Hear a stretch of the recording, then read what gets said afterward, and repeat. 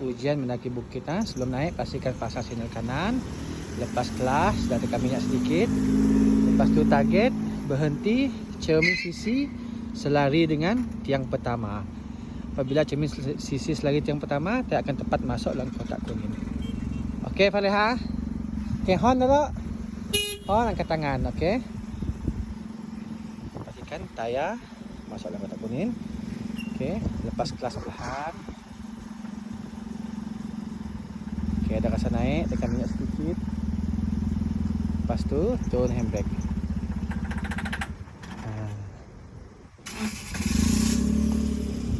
Kat cermin dah. Okey. Ingat cara, yang lepas kelas dulu sedikit. Sampai ni ada rasa naik, sikit lagi. Okey, stay relax. Lepas brake kaki. Okey, lepaskan, turunkan handbrake. Okey. Boleh